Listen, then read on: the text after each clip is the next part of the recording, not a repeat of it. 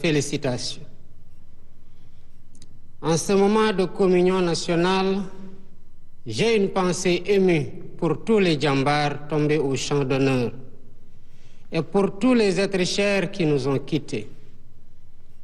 Je compatis également au nom de toute la nation à la souffrance de tous ceux qui luttent contre la maladie ou qui traversent des moments difficiles. Cette année encore, la fête de l'indépendance se déroule sous le signe de la communion spirituelle, en plein carême chrétien et au lendemain de la fin du mois béni du Ramadan. Ces moments d'intense ferveur spirituelle et de grâce nous rappellent que la foi est notre plus belle richesse et qu'elle alimente au quotidien notre capacité exceptionnelle à vivre ensemble dans la fraternité, l'harmonie et la diversité. Rendons grâce au Tout-Puissant pour cette heureuse coïncidence et prions ensemble pour qu'il agrée nos dévotions et continue de veiller sur le peuple sénégalais. Face aux défis des temps, les valeurs héritées de nos aînés nous invitent à toujours unir nos forces dans les moments cruciaux de notre histoire. Nous devons tout faire pour préserver ce précieux legs qui constitue une dimension essentielle de notre patrimoine immatériel. C'est cela l'esprit de notre inébranlable volonté de vivre ensemble que résume si bien notre devise nationale: un peuple, un but, une foi. Mes chers compatriotes, voilà 65 ans maintenant que nous avons pris notre destin en main. 65 ans que le Sénégal affirme fièrement sa souveraineté. 65 ans que le Sénégal poursuit sa marche vers le progrès, malgré les turbulences du monde. Porté par l'idéal d'un Sénégal libre, souverain, juste et prospère, les conquêtes successives de droits et libertés ont posé les jalons d'un modèle démocratique fécond qui se renforce de jour en jour par le dialogue. Cette maturité démocratique permet aux divers acteurs politiques et sociaux de notre pays de s'exprimer librement, de rivaliser âprement au besoin, mais toujours de reconnaître le verdict des peuples souverains. Aujourd'hui, plus que jamais, nous devons tirer parti de cette force motrice pour redresser ce qui doit l'être et donner corps aux aspirations de notre peuple et aux espoirs de notre jeunesse. Mes chers compatriotes, le 4 avril, c'est aussi la fête des forces de défense et de sécurité. C'est l'occasion de rendre un hommage à l'ensemble de nos djambars, piliers de notre nation et remparts ultimes de notre quiétude. À vos aînés et à tous nos anciens combattants, je réitère la reconnaissance et la gratitude infinie de toute la nation. Le thème retenu cette année, à savoir vers la souveraineté technologique et industrielle des forces de défense et de sécurité, témoigne de notre ambition collective et du niveau élevé d'exigence que nous nous sommes fixés pour vous accompagner dans votre mission. Chers membres des forces de défense et de sécurité, hommes et femmes de devoir, vous êtes les garants de notre paix et les protecteurs infatigables de notre souveraineté. Vous incarnez avec honneur et abnégation l'essence même du concept armée-nation. Votre présence quotidienne auprès des populations, votre engagement actif pour la sécurité nationale, la lutte contre les catastrophes naturelles et la préservation de nos ressources stratégiques font du Sénégal une nation armée pour mieux prendre en charge son destin. À cet effet, la modernisation technologique et industrielle des moyens logistiques et matériels de nos forces de défense et de sécurité, essentielle à notre souveraineté et à notre sécurité collective, est inscrite au cœur de nos priorités. Mes chers compatriotes, Voilà un an déjà que nous avons entrepris de transformer profondément notre pays, en dressant avec rigueur et lucidité un diagnostic sans complaisance de la situation économique. Même si la situation actuelle révèle des défis encore plus grands que nous devons relever, le devoir de vérité constitue le socle de la rupture systémique que nous avons engagée avec détermination et responsabilité. D'ores et déjà, le gouvernement s'est résolument engagé dans un vaste chantier de réforme. Elle vise l'optimisation des finances locales, une politique budgétaire transparente, la rationalisation des dépenses et la gestion efficiente de la dette pour préserver la viabilité des finances publiques. Mes chers compatriotes, d'importants efforts ont été consentis pour apurer, pour une période de 4 années, les arriérés dus aux opérateurs agréés pour les semences et pour le matériel agricole pour plus de 80 milliards de francs CFA. Sur un montant de 113 milliards constaté à la fin 2024, une somme de 70 milliards a été décaissée à la fin du mois de mars 2025. Il en est de même du secteur des BTP, où des paiements sur des arriérés de 62 milliards ont été effectués et un montant de 66 milliards est prévu dans la loi de finances initiale 2025. Enfin, l'appurement des rappels, loin d'être exhaustif, a atteint 19 milliards de francs CFA à la fin du mois de mars 2025 pour un effectif bénéficiaire de 9 479 enseignants.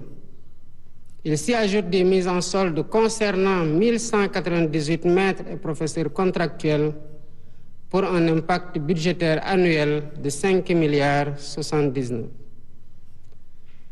Pour renforcer et soutenir activement l'autonomisation économique des femmes, la phase 2 du programme PAVI de la DER, avec une dotation d'un montant de 107 milliards, sera lancée dans les prochains jours. Elle sera couplée à un vaste programme innovant de 3 000 fermes intégrées sur une superficie globale de 15 000 hectares, réparties sur l'ensemble du territoire et associant agriculture et élevage. Ainsi, dès cette année 2025, nous lancerons le programme innovant des coopératives agricoles communautaires, structure destinée à renforcer les capacités de production des agriculteurs et éleveurs, notamment des jeunes et des femmes, et à favoriser leur accès au marché. Ces avancées réalisées malgré les contraintes budgétaires sont le socle de perspectives ambitieuses. Mes chers compatriotes, dans ce contexte marqué par la rareté des ressources, seule la discipline budgétaire, qui n'est pas négociable, nous permettra d'engager avec confiance le redressement indispensable de nos comptes publics. Le basculement intégral très prochain dans le système intégré de gestion de l'information financière permettra également de renforcer l'intégrité des opérations budgétaires et financières et le suivi strict du patrimoine de l'État. Cette stratégie se traduit par nos efforts constants pour alléger concrètement le coût de la vie, avec la baisse continue des prix des denrées de première nécessité, tout en préservant la qualité de vie des Sénégalais en matière de santé et d'environnement. Ces baisses, comme je l'avais annoncé récemment, se poursuivront par la grâce de Dieu. Avec l'entrée récente de notre pays dans l'ère de la production pétrolière et gazière, nous veillerons à ce que les ressources stratégiques soient exploitées dans la transparence et le respect absolu de l'environnement pour le bénéfice du peuple sénégalais. Dans le cadre de la réappropriation de nos ressources, le processus de renégociation des contrats suit son cours normal. Les résultats obtenus à ce stade sont plus que satisfaisants. Ils seront communiqués à temps opportun au peuple sénégalais.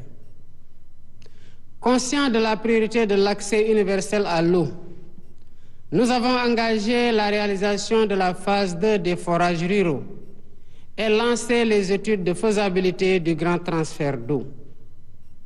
Ce dernier projet, très structurant comme les autres, portant sur les autoroutes de l'eau, contribuera à la sécurisation de l'approvisionnement en eau potable pour près de 15 millions de Sénégalais. Dans la même dynamique, nous accélérons les projets sur l'électrification rurale pour l'atteinte rapide de l'accès universel à l'électricité.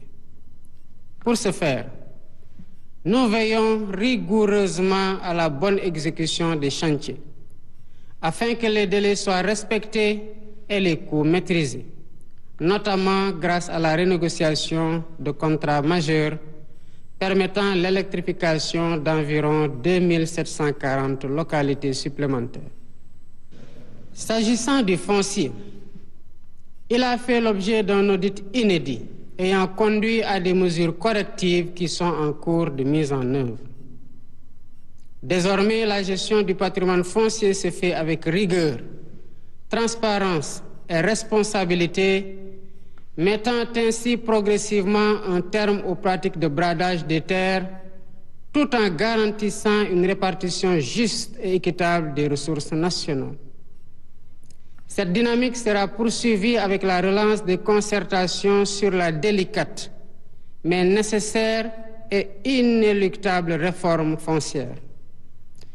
Mes chers compatriotes, les efforts déployés pour la mise en œuvre des accords de paix en Casamance sont le témoin de notre attachement à notre vivre ensemble, à notre fraternité restaurée et à l'unité profonde de la nation sénégalaise. Avec le plan Diomaye pour la Casamance, nous avons engagé un processus irréversible de réconciliation et de retour digne des populations déplacées. Notre vivre ensemble fondé sur des valeurs cardinales constitue notre trésor commun. C'est pourquoi la cohésion nationale demeure ma seule et unique boussole.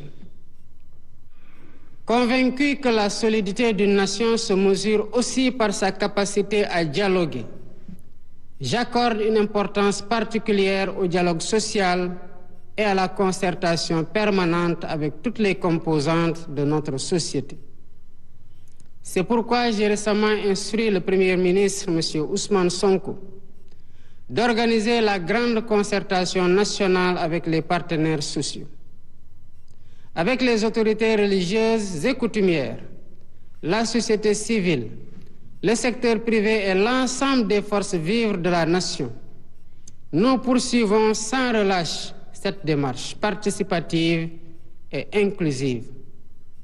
Ainsi, nous matérialisons notre engagement à garantir une cohésion nationale toujours renforcée, fondement indispensable du Sénégal juste, solidaire et prospère auquel nous aspirons tous. Il me plaît ainsi d'informer le peuple sénégalais que les lois sur la transparence sont finalisées et mises dans le circuit pour leur examen prochain en Conseil des ministres.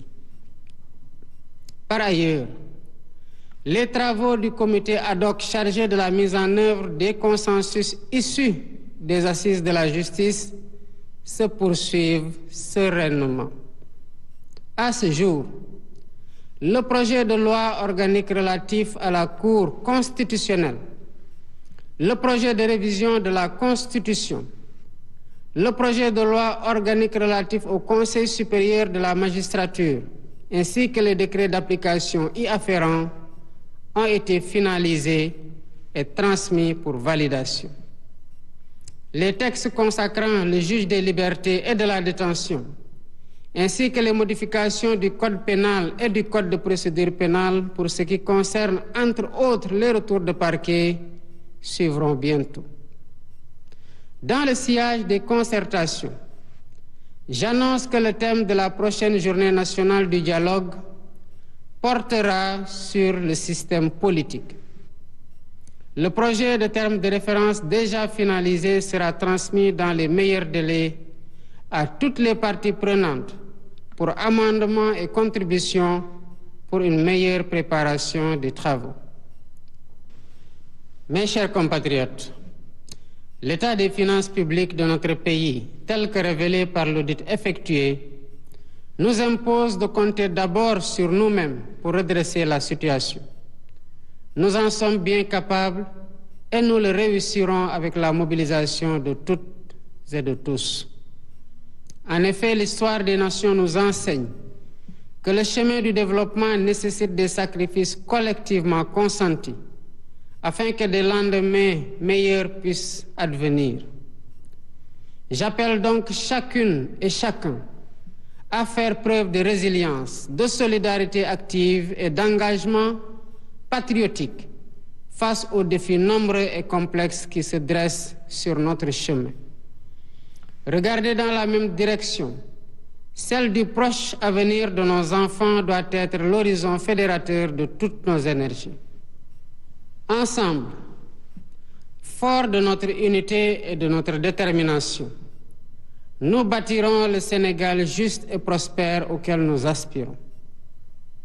Vive le Sénégal souverain, vive l'Afrique unie et debout. Bonne fête de l'indépendance à toutes et à tous. Mbokki Sénégal, ëllëg ñeenti fan ci weeru avril dinañu génn wane suñu mbégte